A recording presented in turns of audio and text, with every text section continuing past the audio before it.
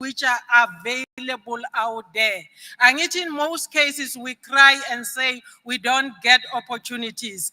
And the departments and other entities also are amazed. How can you starve and die of hunger in the land of plenty? So we are going to do that. So our presenters are going to give you a succinct or concise mandate of what they do.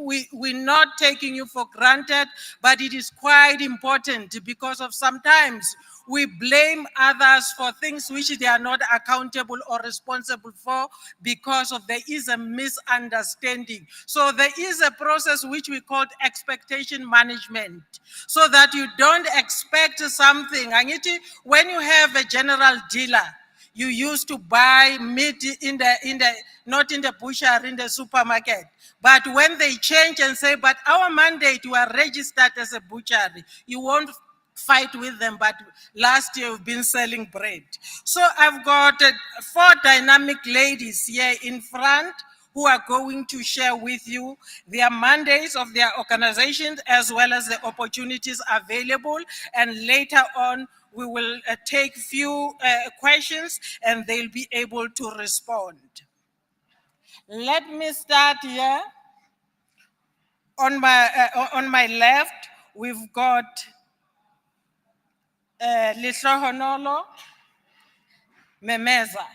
Lihlohonolo Memeza is from Isandral, one of the entities for the Department of Transport. And we've got Glory Muleleki, who's from the Independent Development Trust, IDT. And we've got Ms. Jabulile Mabaso. Jabulile Mabaso is a regional manager for the Johannesburg Public Works. Is relevant for this region and for this province. And we've got, on the far left, we've got Dr. Amuzweni Ngoma, who's the director for Gauteng City Region Academy, the GCRA. So those are the 4 ladies who are going to share their opportunities and then also, certain issues of compliance of requirements which you need to adhere to in order to access the opportunities. Let's get it clearly that we are here in as much as we call this matchmaking, but it's not definite. You still need to follow a process as long as you know where to find what in terms of, projects. I think I will start with Gauteng Infrastructure Pipeline, which is Ms. Jabulile Mabaso. Over to you.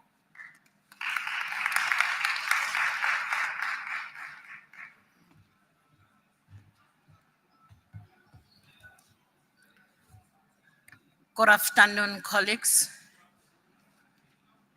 Ngiyabingelela kubantu abenza imali.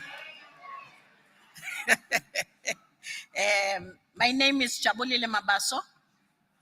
I am Director, Special and Major Project, but I'm also an acting regional manager in Johannesburg Regional Office under Department of Public Works and Infrastructure. All of us, I think we know why Public Works is here. What is the role of Public Works? I'm not going to go there because I only have 15 minutes. The gist of the matter is I need to show you the list of projects that we are having this financial year. Is that fine? Okay, thank you. That's my first slide. Under Gauteng CPM, I have 1.7 billion rand project that is planned. There is a branch called CPM, which is Construction Project Management Branch. We have 20 projects that are planned to go out on tender this financial year. And under FM, which is Facility Management, I have 40 projects. Some are term contract, your boilers, your fire extinguishers, etc. You'll see the list of projects. And under Prestige, I have 13 projects. Then on slide number 2,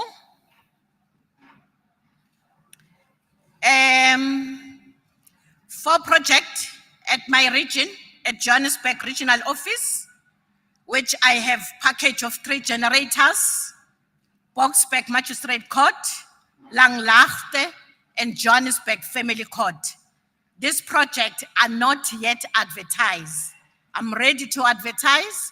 I'm waiting some few procurement processes, your BSc and your NBAC to approve the strategy. The grade for this project is for grade 3 to grade 9. Under construction management branch, I have 1 project, which is grade 7, 2 CPM, 2 project, grade 7 to grade 9, 311 million, which is Omameledi, Magistrate Court and Bronkhorstspruit Labor Center construction. Under Mabato region, remember under Mabato, the Carltonville, due to demarcation, the Carltonville now it's under a Joburg. So hence I'm presenting that project too. Don't ask me to say why now you are talking about Mabato. It's because of the demarcation. So I have 2 projects, which is your Carltonville police station. We once visited with the minister 2 months ago. That is about to go out on tender in this financial year. The next slide. These are the list of projects for 2027. Oh, I'm the one. Thank you. Your Johannesburg Magistrate Court, those generators that I spoke about, they're about to go out on tender. Backup generators, Constitutional Court, supply of standby generators. You can see the date that you go, when I'm going to go out on tender. You can even see the CIDP gradings, head office project in Pretoria, generator again in UPS, CIDP grade 5. I have to go on tender and next month. Your Mamelodi Magistrate Office, Bronkhorstspruit Constitutional of Labor Court, the Carltonville that I spoke about, the Prince Prison, as well as the Boksburg. Joburg generators, Meadowlands, Lenasia, and Jeep Magistrate. I'm about to go on tender next month, and the award it's before end of September this financial year or this calendar year. Backup generator, Hadak, Watema, Dante, Forchville. I'm planning to go out on tender again on the 31st of July this financial year, and as well as Constitutional Court, which is supply of standby generator. The next slide, it's talk about grade 7 to grade 9 in my region again. Your Boksburg Magistrate Court, your Langlaagte Police Station, your Johannesburg Family Court. They're about to go out on tender, grade 7 to grade 9. And at head office, the head office, which will be your Pretoria Regional Office, as well as the head office at 256 Madiba. Generators again at various magistrate courts in Gauteng, as well as construction of labor at head office. That one is still grade 7. This is the flagship project, but this one went out on tender. I'm about to award on this one. On the grade 9, Carltonville, it's grade 9, hence you don't see the value. I'm about to go on tender before the end of July, and closed or plan to award before December 2026. Gauteng specific procurement challenges, the root cause of blockers in Gauteng project pipeline, its budget allocation, and procurement instruction not reissued, or you find that we go out on tender at a lesser stage. There are so many variation orders. So one is a department, we're trying to make sure that we don't find ourselves issuing so many variation orders. So if the engineer goes on site, or the principal agent and the PSP team went on site and find out what is the scope of works, we make sure that the scope of work is aligned with the procurement instruction that was received from the client. Hence, we want some procurement instruction to be reissued. IPC submission outdated. You'll find which project went out on tender, and when it went out on tender, we could not get the responsive bidder, so we have to re-advertise. So the process has to start again to go to infrastructure budget committee and get for funding. That process is delaying the procurement. It's low allocation relative to project value, like your Carltonville. Carltonville was supposed to go out on tender, I think 5 years or 6 years ago, and we're still using that estimate. So hence, these are the delays that causing procurement delays. Gauteng pipelines, I'm not going to go to each and every point on this one. These are the opportunities, your grade 3 to 4, your grade 4 to 5, your grade 5, your grade 7, your grade 9, 7 to 8, 8 to 9, grade 9. So I'm just indicating to the contractors to say there is work. Go to our website, go to where we advertised, and make sure that you get an opportunity to tender and get the project with DPWI.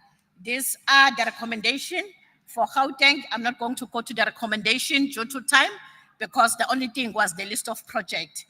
Then I have 2027-2028 procurement plan project.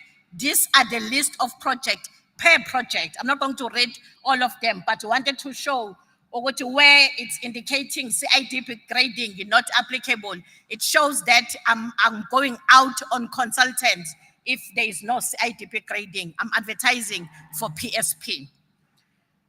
Planning phase, Pretoria North Magistrate Court, as well as Pretoria refurbishment, the Concilium building. It's still on planning phase. That might go end of the financial year or 2027-2028 financial year. Pretoria Regional Office challenges. We say, I've spoke about the issues of funding, the issues of specification, where we wait for funds confirmation or funding approval that led to delays in terms of procurement.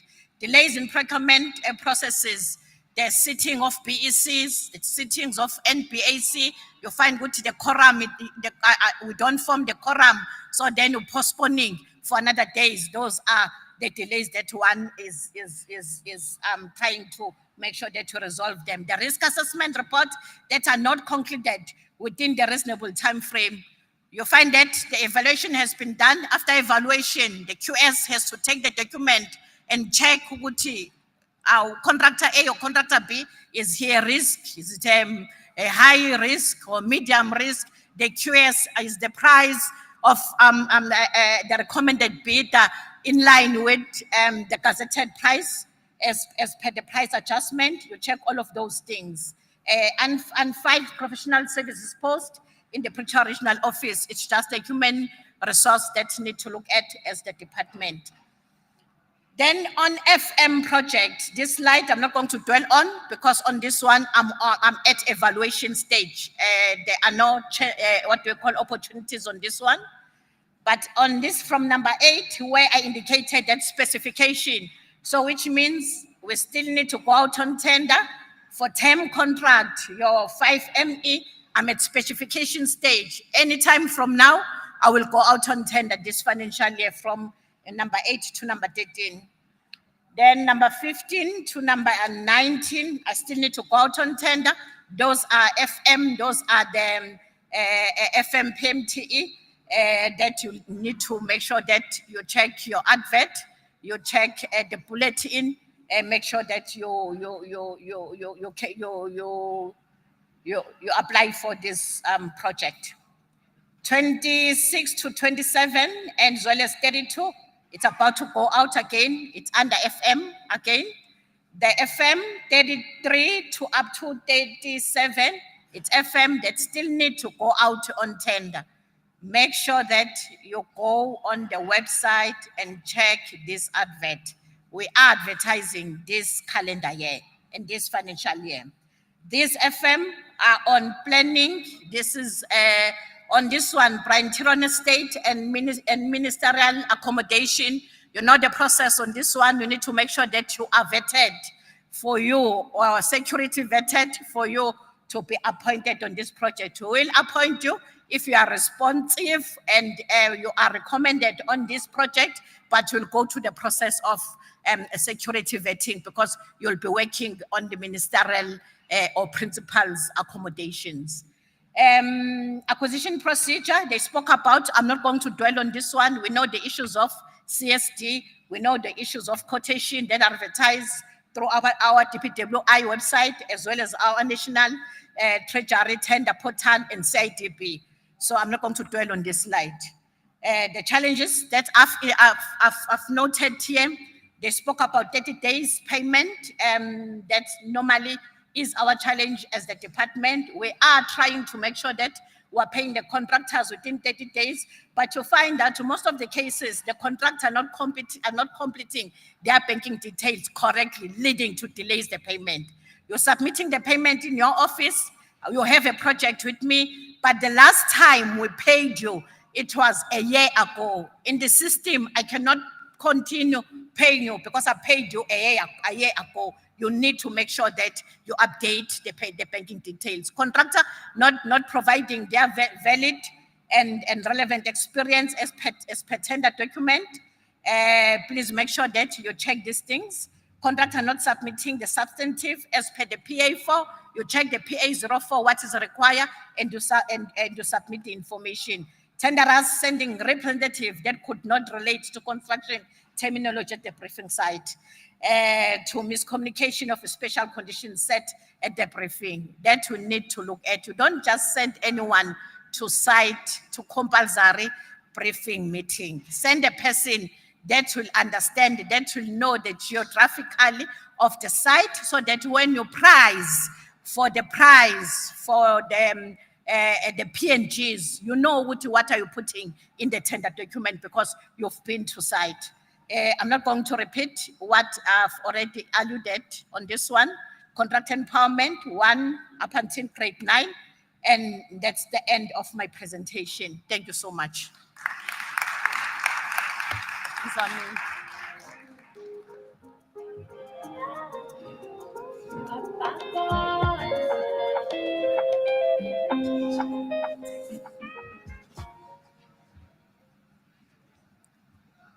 Good afternoon, colleagues.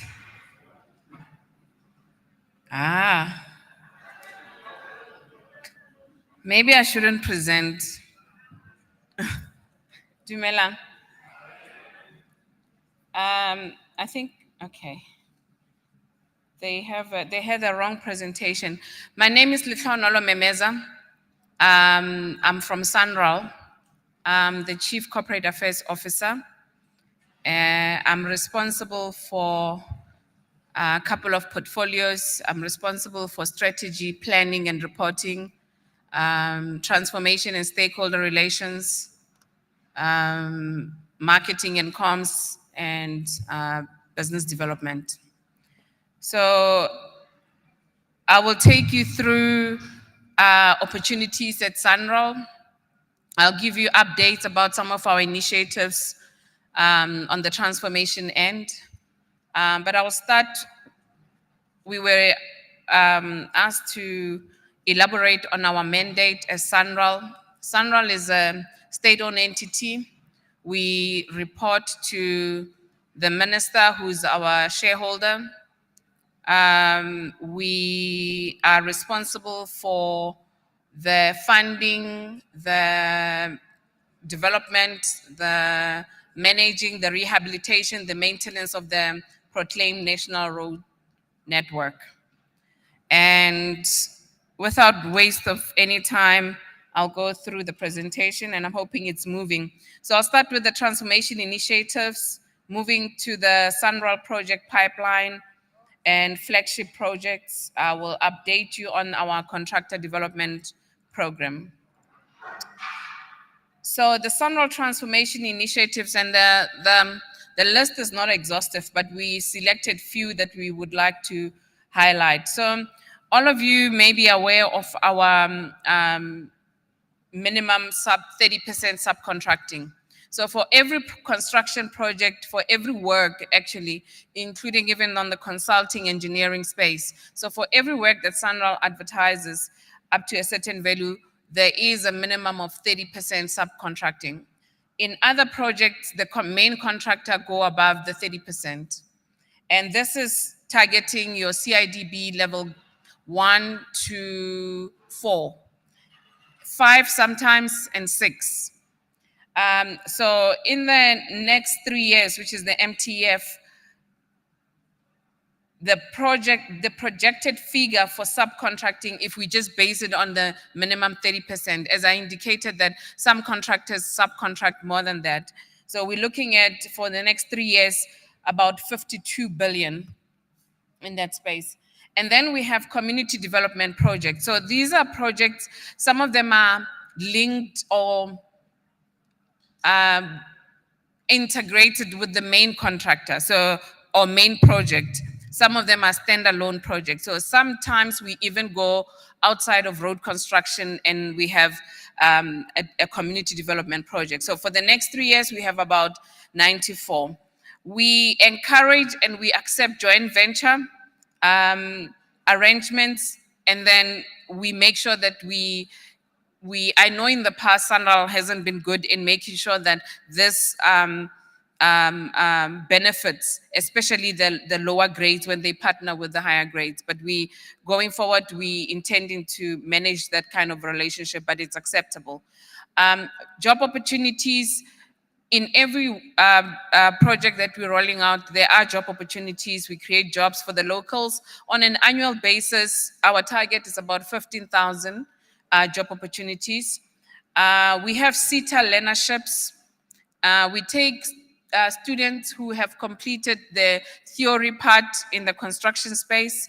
We have an MOU with the construction CETA, and our annual target is 2,000 per annum. We normally absorb more than that, so that when they leave the program, that they are properly certified. And then progress on the contractor development program, I'll go in detail when we get to that slide. We are busy finalizing the concept document for the Black Industrialist Scheme. So here is where Sanral wants to transform the entire value chain within the road construction. So the provision of materials, the provision of equipment, any other services that is required when we're building our road infrastructure. So we have engaged with the communities when we were with the stakeholders, when we were going around getting input from the stakeholders as it relates to contractor development program. We did speak on our Black Industrialist Scheme. We're hoping to get this approved internally within Sanral and it being rolled out in this current financial year. So by March next year, we would be rolling it out. And we're seeing the future being that the Black industrialists who will be participating in this scheme will be feeding into the contractor development program and supplying the contractors working on that program. And then we have seen that there is a need to intensify our monitoring as Sanral. If you look at the arrangement of the subcontracting, which is your CIDB level 1 to 4, we see the gap as it relates to Sanral providing an intensified oversight. So we don't see the growth that we're expecting. So we coming in, there was a tender that was out to assist us in increasing resources on the ground to be able to monitor and manage the main contractor and see that they are pushing transformation agenda through the implementation of our project. And then on the PLC, I'm hoping that you are aware that Sanral's approach is to have PLCs within the municipality where we're rolling our project. And PLC stands for Project Liaison Committee. And people that sit on the PLC are the local leaders. So in there, you will have your traditional leaders, you'll have your business forums, you'll have different organizations represented in those PLC for every project. So they are responsible to oversee the 30% or the minimum 30% that is done by the locals, that the locals benefit. So they tend to actually protect those 30%, but we see the need for Sanral to take in more of the leadership role and to make sure that there's no infiltration in that space and the locals do benefit. So the Sanral pipeline, before I get to that one, I will talk about the flagship programs, and I'll move fast. And maybe most of you know about this big project. So we have the N2, N3 upgrade in KZN. We have about 135 kilometers of upgrades divided into about 25 work packages. Currently, we have about 8 work packages that are already in construction. And then the estimate of the entire project is about 40 billion, and estimated jobs that may be created through that project is about 17,000. Then we go to Moloto. That's the upgrading of Moloto Road in Gauteng, Mpumalanga, and Limpopo. So we have about 139 kilometers of road improvements divided into about 17 work packages, 4 work packages in construction, and an estimate of about 11.5 and about 6,250 jobs to be created. N2 Wild Coast, all of you know about it by now. This includes the 2 famous bridges in the Eastern Cape and 112 kilometers of new greenfield roads associated with those 2 bridges.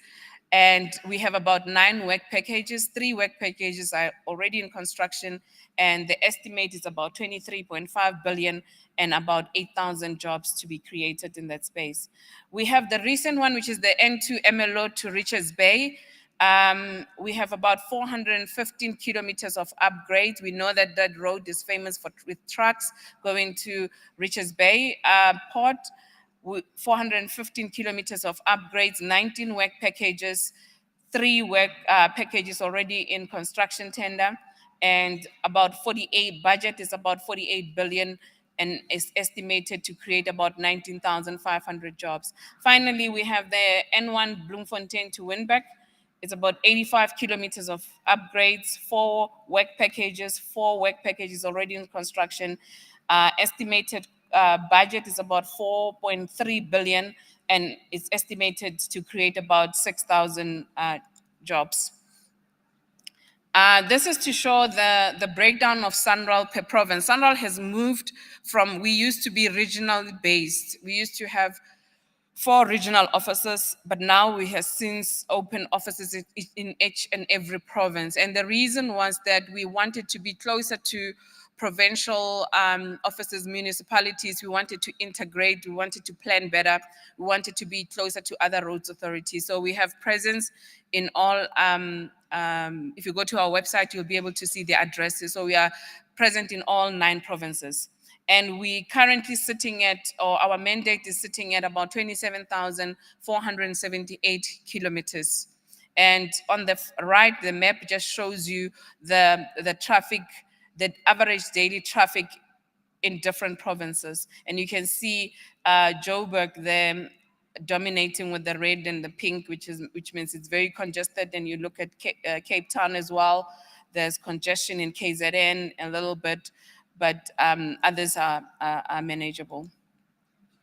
Then you see the 3-year project pipeline. I wish I can expand more like my previous colleague, but it's a lot. Over the 3-year term, we have about 1,737 projects worth about 175 or 176 billion.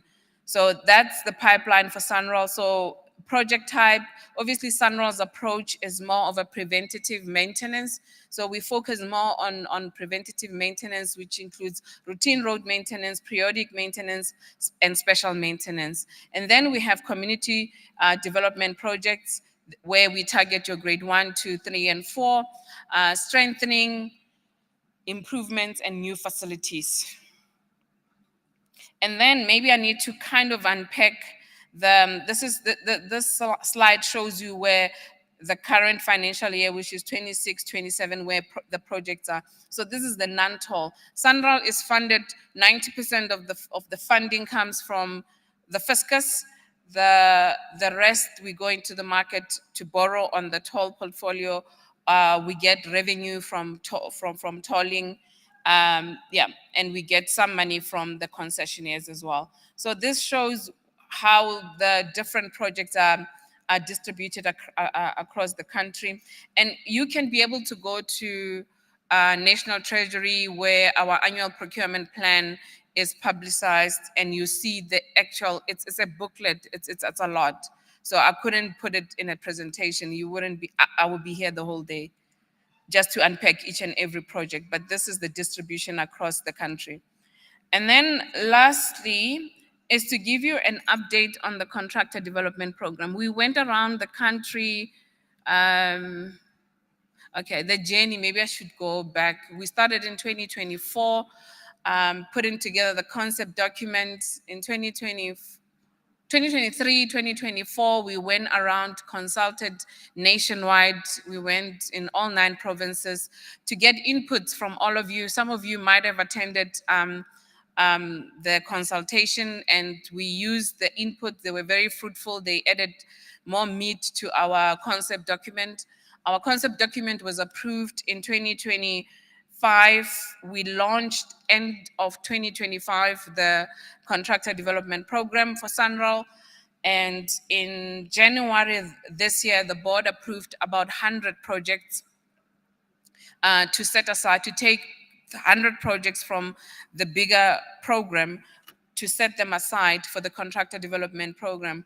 We went officially last week, Friday, we advertised expression of interest for contractors. So our contractor development program is focusing on, you heard me when I said we're looking in the subcontracting, we're focusing on your grade 1 to grade 4. For contractor development program, we're looking at your CIDB 5 to 9. Black-owned construction companies. And what we've seen, the reason that we're focusing on 5 to 7 is that 5 to 7, we call them the missing middle. So they tend to grow to that level, and then they don't get opportunities. They don't get opportunities because the well-established companies are not precluded to participate in the space. So they tend to come and bid for work that's supposed to be for the grade 5 to 7. So we've created this incubation space for them to get opportunities to work on SANRAL projects, to get this necessary support. We've partnered with financial institution, 2 financial institutions. They are already on board. We have MOU with them. We've got the equipment supplier, Bell, has come on board for the supply of yellow plant.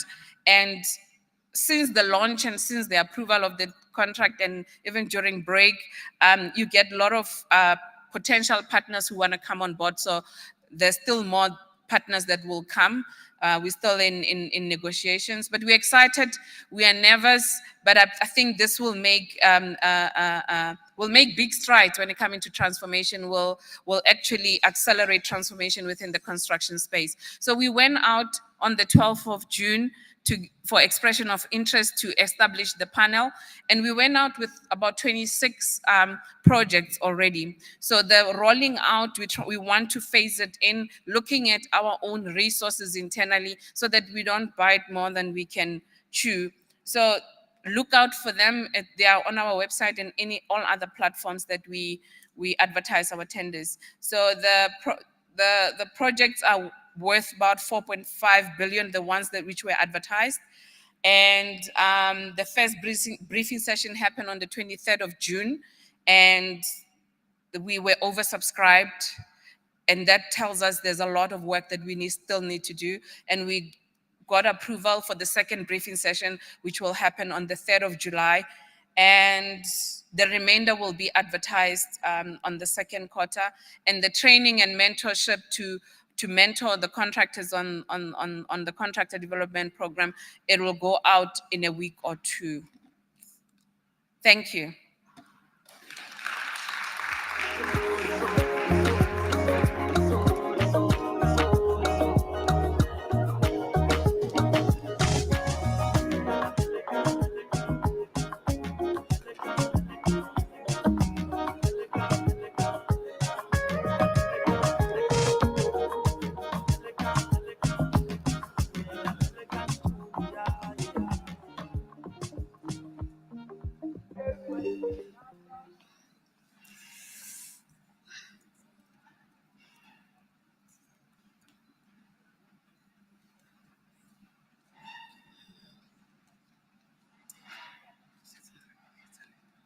Okay.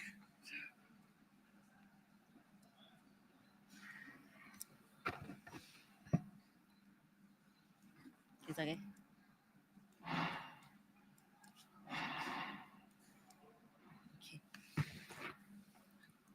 Good afternoon. As I was introduced, my name is Glory Muleleki. I'm the Regional General Manager from the Independent Development Trust, the IDT. Are you all going to memorize our presentation? Because I don't see anyone taking notes. No, ke ntse ke le shebile ke dutse mo. Okay. No, ke bone ke batla ho bona na re ntse re le kaofela. As you can see my presentation here, I'm not going to touch on all those slides because we were told that we are given only 15 minutes to run through our presentation because we have to touch on the core business of today, which is the opportunities within the infrastructure space. As I said, I'm from the IDT. Who is IDT? IDT, we are the Schedule 2 of the public sector under the Department of Public Works. We are reporting to the Minister of Public Works and Infrastructure, and it was established in 1990. Our mandate is to manage and deliver social infrastructure and social development programs on behalf of government. So we have two portfolios that we are running as IDT, which is infrastructure and social development under EPWP. And then in terms of our operation, we operate nationally. We have 9 regional offices. And in terms of our mandate, I said we are responsible for social infrastructure, whereby we implement and manage social infrastructure projects.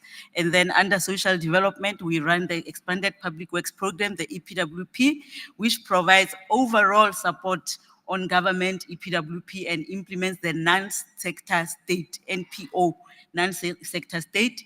And we also responsible for the built environment, where we provide built environment project management services. So we don't only work with contractors, but we also work with professional services providers. And then we also do training and empowerment under the social development portfolio. And what we do as well as IDT, which we know that we are very strong at, is the social facilitation, which provides social facilitation services for government programs. We know when we have to start a project in the community, there are a lot of issues. So as IDT, we make sure that when we start our project, we address the social facilitation. And then in terms of delivery, we ensure that we deliver or we support government delivery, delivery in multiple sectors. We deal with general building, we deal with stormwaters, we deal with a lot of things. If there's services that we need to provide to a client, as long as it falls under infrastructure, we ensure that we deliver that on behalf of the government, of the department.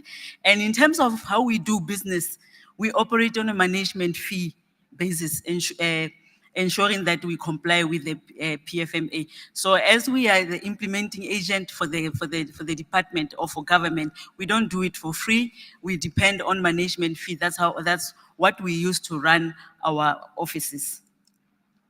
I'm not going to touch on the mission and vision and so forth. And in terms of our value proposition, yes, we intend to provide quality social infrastructure delivery on time, within budget, and on agreed scope.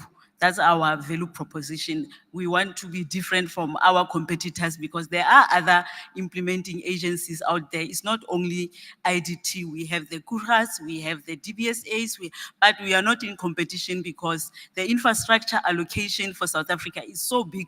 So we are allocated based on our capacity. So when I'm standing here, I'm standing as an implementing agency, but we are not competing with our counterparts. We compete based on our value proposition in terms of what is it that we bring on the table as the IDT to see to it that we deliver on the mandate of government. On the portfolio of infrastructure, which brought me here in this session, I'm going to tell you what is it that we are doing as IDT when delivering projects. We have what we call the greenfield, or we call it new facilities projects. Those projects are new buildings, or we start a project from the scratch, or we replace a whole building or a facility. That's what we call the greenfield. And then we have the non-greenfield, where now we do the structural defects, we do the refurbishment, we do the upgrades and additions, or facilities management. So those are what falls under our infrastructure portfolio. So projects, for example, a new school, we call it a greenfield project because it is a new school. It's totally something new. And then if there's an existing school and then we have to go there and do the refurbishment, or we do the upgrades at that school, that's a non-greenfield project. Now, in terms of contractor development or opportunities that we have here at IDT, IDT for many years we've been striving to come up with a consistent or contractor development that is aligned to the CIDB prescripts. But for years, it has been, a learning process whereby we had to see to it that contractor development that we have is aligned to the CIDB National Contractor Development Program, which seeks to develop emerging contractors through structured training, mentorship, practical project implementation opportunities, which we didn't have in place because normally we will take contractors and then we won't have budget to employ a mentor or to employ a service provider who will provide the training.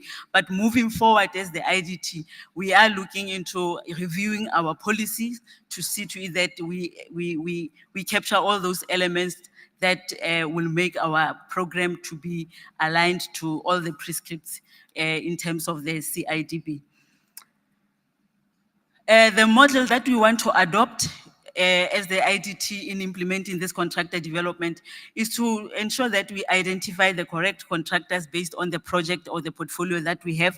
We don't want a situation where we will call contractors to be part of our contractor development. And then you are in that contractor development program for 3 years and then you don't get opportunities. We want to align it to what we have at the moment, so that everyone who is in the program will be able to get those opportunities.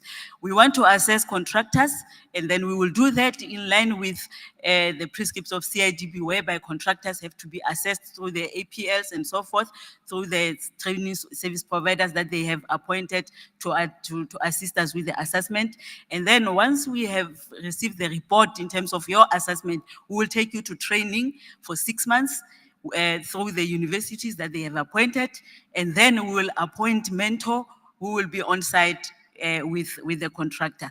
And then everything that we will be doing will be in line with the projects that have been allocated to us.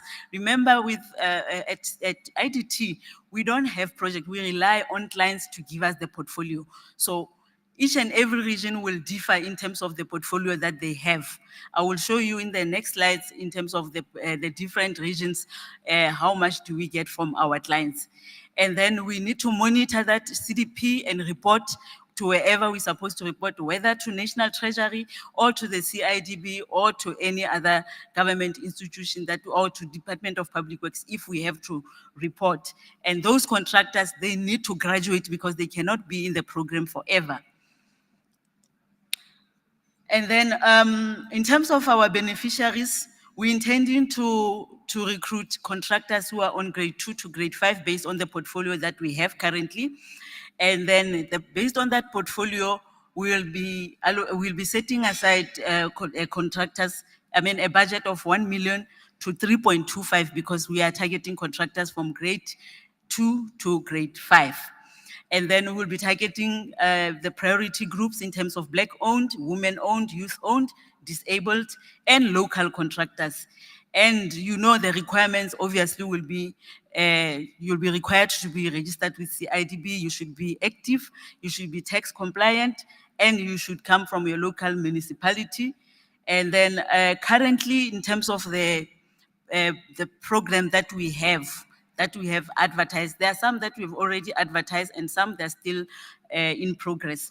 We have 607 contractors that are on our existing CDPs in different regions. In the Eastern Cape, we have 47 contractors in their development program. In the KZN, we have 470 contractors, and in Mpumalanga, we have 90. As I said, the numbers are determined by the portfolio that the region has. So if the region does not have enough portfolio, because we're still on the ground to get more portfolio so that we can be able to roll out this program.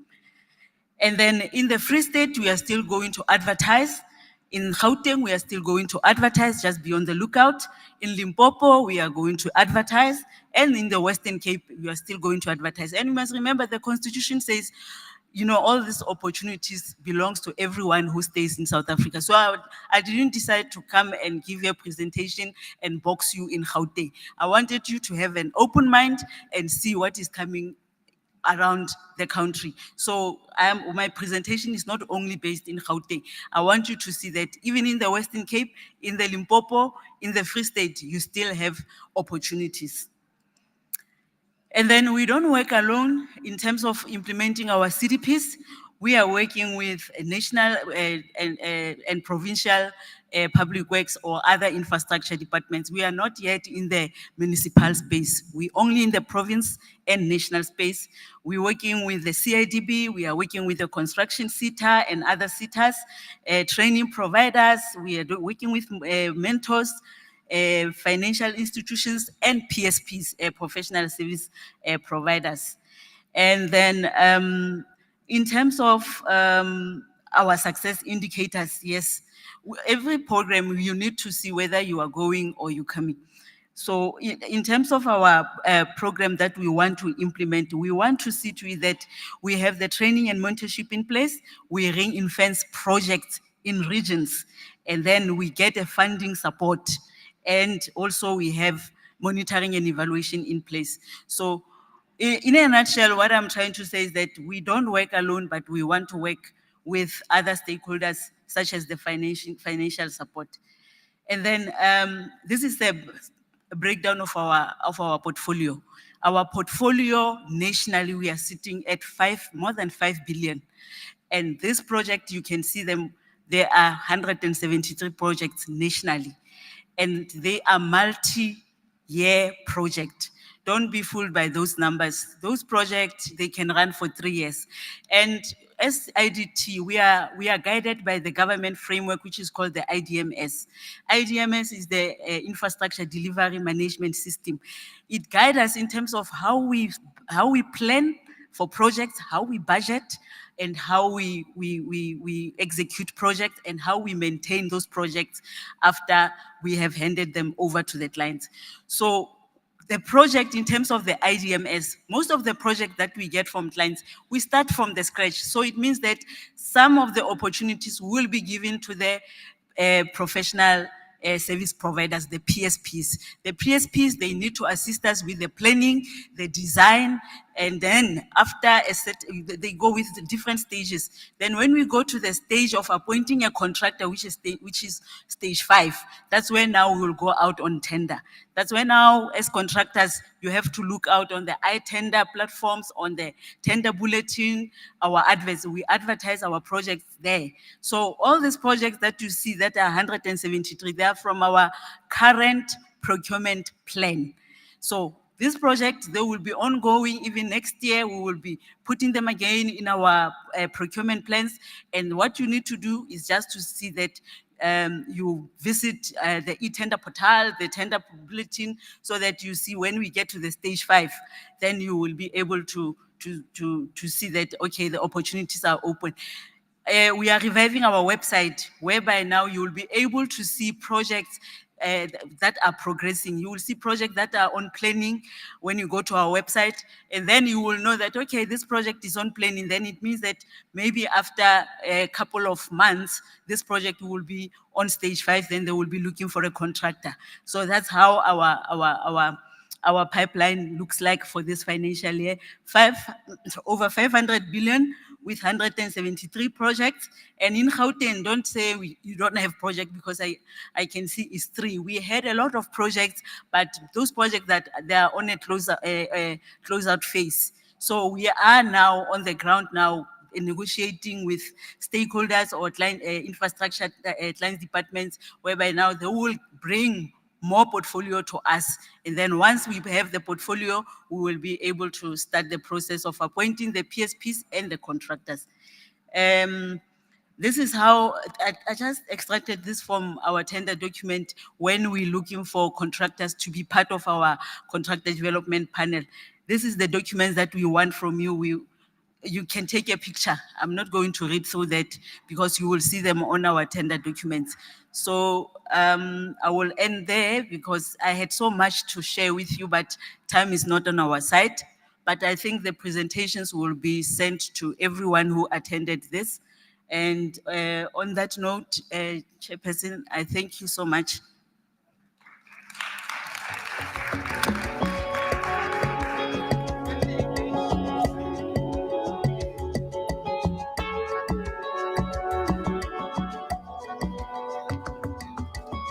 Good afternoon.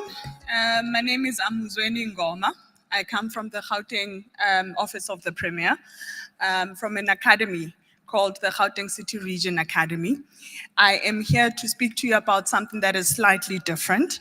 I am here to advocate for unemployed and underskilled young people. I'm here to talk to you about the kinds of matching opportunities that you can give the young people that we train in different trades within the construction industry. That's the first ask. The second ask is slightly different. And it relates to a provincial skills plan that has been developed, again, by the Gauteng City Region Academy, that seeks to consolidate everything that happens in the skills arena within the province. So as contractors, you've already heard quite a bit from Sunroll, you've heard from the Department of Infrastructure, and you've also heard from the IDT about what it is that they do for contractors in terms of like contractor development. We go a level low and begin to provide a scaled pipeline for contractors like you to be more competitive, more productive, and actually to grow the economy through the construction sector. You will understand the Gauteng province also has a number of incomplete building structures, and it also has a regressive kind of like infrastructure, social and educational infrastructure that we need to update. And we're preparing that skills pipeline as the Gauteng City Region Academy. So I want to talk to you very specifically about a project that we conceptualized and implemented in the last financial year. It was driven by the Gauteng Department of Education, if we go to the next slide. And what it did is that it went to trade schools, right, in different corridors within the Gauteng province, and invited over 2,000, nearly 3,000 young people to come on board and go to those schools to be trained in very specific trades within the Gauteng, within the construction industry. The next slide, please. And the reason we did that is because the Gauteng province has actually articulated that it has what it calls Gauteng 13 problems. And those, where I come from, somebody presses the slide for you. It's not manual, somebody does it for you. So, okay, let me do my own slides. Okay, so we have what we've called the G13 problems. And the G13 problems are really something that articulates the kinds of priorities that the Gauteng province really needs to focus on. Some of those are largely around infrastructure. So we talk about an energy crisis, we talk about a water crisis, we also talk about the fact that we have incomplete and low number of schools, and we also then talk about the fact that we need the kinds of workshops, trade workshops, where our young people can actually go and practice in outside of normal hours. So what we then did was to create what we called the Unemployed Youth Development Initiative, which was implemented directly by the Gauteng Department of Education as well as the GCRA. In that particular program, we actually offered some basic construction-related skills in bricklaying and plastering, painting and surface preparation, tiling and floor finishing, as well as landscaping of also public grounds like schools. What's really important about this particular project is that we invited young people and stated to them that we would be offering them a particular amount in terms of like their stipend. And that particular stipend payment was also graded, meaning that for young people that had matric, we would offer them, I think, about 2,000 rands. Yeah, young people that did not have matric, right? We offered them 1,200 rands as a stipend. And for young people that have a matric and other post-matric certificates, we offered them 3,000 rands a month as a stipend. And then the ones that had your degrees and diplomas, obviously the amount went up to 6,000. So that stipend is funded, in some cases directly by the provincial government, and in some instances, it's money that the Gauteng City Region Academy sources from CETAs, so that it is possible for contractors to then approach the Gauteng City Region Academy to find out the kinds of training that they are already doing, so that you can come and source from us. If you're looking for well-trained painters that have received accredited training or a certificate that is well sought after, you would come to the Gauteng City Region Academy to find out the kinds of good skilled young people that we have, and then absorb them into the projects that you would necessarily have applied for, whether it's through SANRAL, whether it's through IDT or DP, the Department of Public Works and Infrastructure.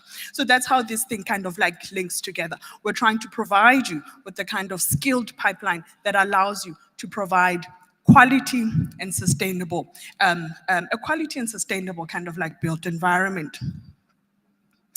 So what we then do is that we provide kind of like 4 wraparound services. You would have heard about coaching, mentoring, tutoring from SANRAL and IDT. We do the same thing, but at the level of the learner, where we've placed the young person in a TVET college, if we've placed that young person in a GDE technical school where they are able to actually absorb those learners.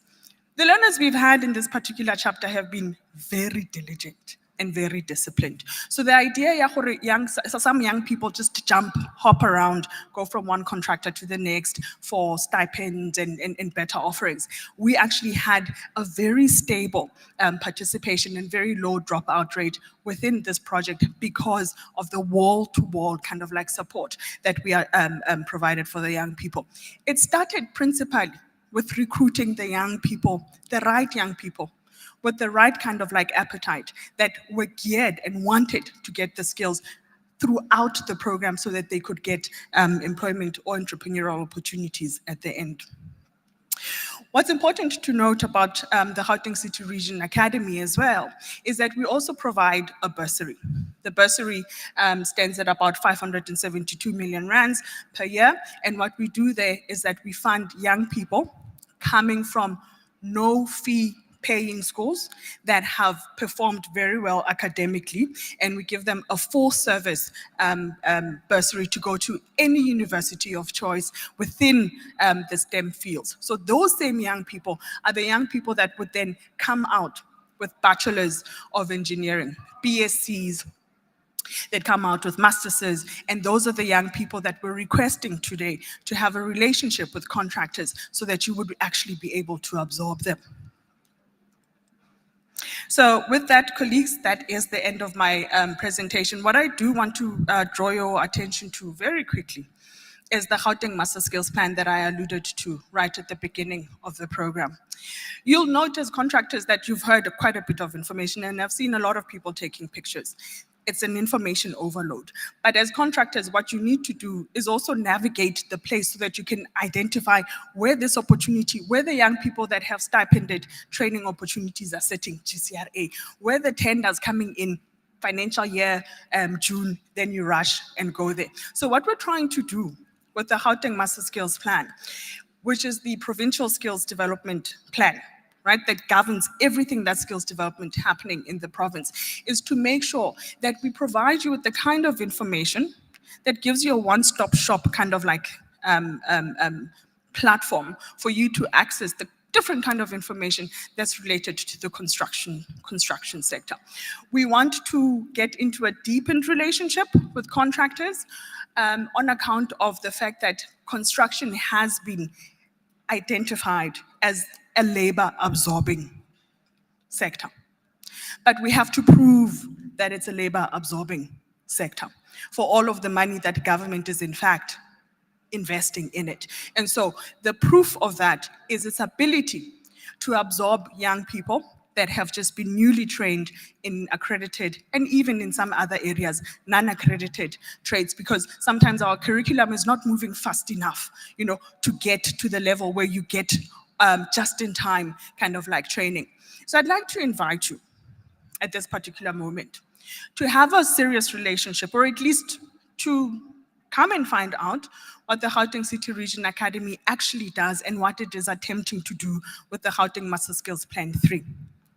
I want to invite you to write to gmsp3@gauteng.gov.za and to articulate your position in terms of the kinds of skills that you need, whether current or in the future, the kinds of skills that you need us to identify and train for, or even to originate, to design and develop, because it doesn't exist just yet. I invite you to write to us and to be candid about the competence, your capabilities, and your capacities that you need, so that when we then completely get the Master Skills Plan approved, it is in fact something that is industry-driven, that is sector-driven. It is in fact a policy document that is responding to the needs on the ground. To the needs on the ground, so that the 1 to 5 kind of like levels, studies contractors, are in fact moving up on the scale of productivity and profitability, and also just general contribution to the South African economy. Thank you.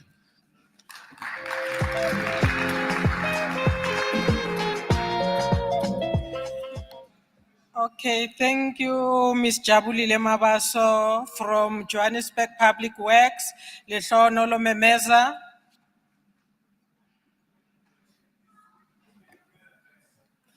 We're still coming to that. Lehlohonolo Memeza from Sanral. Lori Muleleki from the IDT. Dr. Amuzweni Ngoma from Gauteng City Region Academy. Can you please give them a round of applause once more? Thank you so much. And all of you have registered. You'll realize that in your tag there's a QR code. Please do scan that QR code. You will be able to access the presentations. You can download and access the presentations. They are available for your consumption. You can even get the details which you want from the presentations. So now I'm gonna give you an opportunity to ask questions. Can you hold on, madam? You'll get your opportunity. I'm gonna give you an opportunity to ask questions. In the interest of time, I'm going to allow questions up to a maximum of 4 per individual. If there is time, then we can have the second round. Please, I humbly request that please, no preambles, no presentation, no rerunning of the presentation. Let us be direct and be brief for the sake of time, for efficiency purposes. And if it happens that the presenter did not get your question clearly because of he needs context to can answer, he will indicate that can you provide context. Can we agree on that? Yes, and we are going to follow the following approach for professional efficiency purposes, that we are not all over the place. I will start with the speakers, the way they are seated, that you ask 4 questions to Sanral, jot down the questions. You ask 4 questions. If there's, I'm not saying it should be 4, if there's no question, there's no question. And then if the question are less in a particular speaker, we will give the other speaker where there is a lot of interest time. And then They take questions, they jot down the questions, they prepare their response, and they will come one by one to respond. If they want clarity on certain issues, they will ask so that we are not all over the place. This one is answering that. Can we agree on that approach to save time? Yes, I hope they are roving mics. Madam, otherwise it's gonna, I'll just, if you have been selected to ask a question, just stand up so that they are able to see you with the roving mic. Number one, who's number two there? We are asking Sandral. The questions are directed to Sandral for now only. Number three is only two questions, Sandral, which you must pay attention to. There's at the back there, number three. Please, guys with roving mics. We've got three. Yeah, let's settle for three now. You can start, ma'am.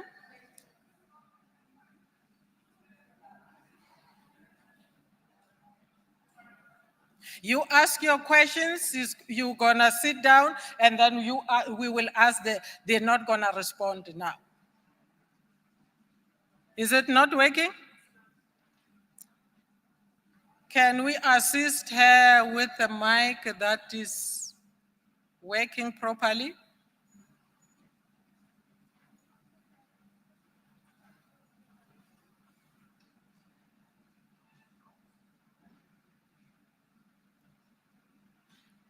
So please, with the mic, I know some of you, when you get a mic, you are tempted to sing. No singing. Thank you very much, Program Director. Good afternoon to our panelists and also to all the guests that are at this site. And I would like to also greet our our Deputy Minister, all the leaders that were here before this session, and appreciate all the presentations and the speeches that were made by them. My name is Sikelelwa Clara Solula Shamwenze. I'm the president of South African Women in Construction with a very good relationship with the Department of Public Works, CIDB. And I think Mamu Memela, 90% of the members of SAWIC National, they are CIDB registered. Maybe it's only those few that are not registered due to the projects that are not there or maybe whatever that may be there. So I would like to thank this government for what you have done for the women in South Africa. And also, Mamu Memela, I heard you talking about the CDP of Sanral. We have worked with you for years, and you have passion in women empowerment. In fact, IDT as well is one of our stakeholders that is doing well in making sure that women are empowered, more especially with trainings and so on. And even the projects for CIDB, it's not a question, it's a compliment. More especially that most of our women, they also form part of your PLCs in the provinces. And most of them, they are in your projects. It's only one project that maybe we'll talk outside this session, where one of my members in the Eastern Cape had a challenge at Lusigisigi. Plant Yahaye was burnt to ashes last month. But I know there are those challenges of the construction mafias, maybe challenges of the infights within the projects, but we have that challenge in the Eastern Cape. That next week I will be in the Eastern Cape, because in my language we say, when one of us encounters such challenges, funeke siyobhodla emhlwaneni, siyokhalisana naye. And we have sent an email to your office inviting the person who is in charge there. The CDP, I would like to know if most of the programs or the presentations that I'm seeing here, they talk about grade 2s to grade 5s. maybe grade 5 to grade 7. I have a concern with the grade 1s, the people that are still new, emerging. What are your plans in empowering those people? Because it cannot be about us, as I'm a proudly CIDB grade 7 member and grade 5 CE are waiting for grade 6. But when you are a leader, as you step up in that ladder, you must make sure that the people that you are leading on the ground, nabo bayakhuphuka.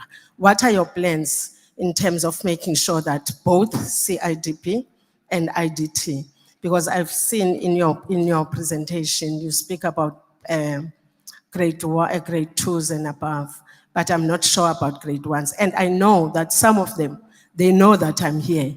As I leave this place, I'll be asked questions. Oh, we did not hear you asking questions about us, President. So I'm here representing them.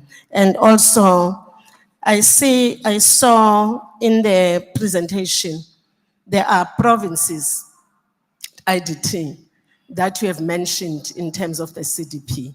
One of them is the Eastern Cape, where I was born, thank you.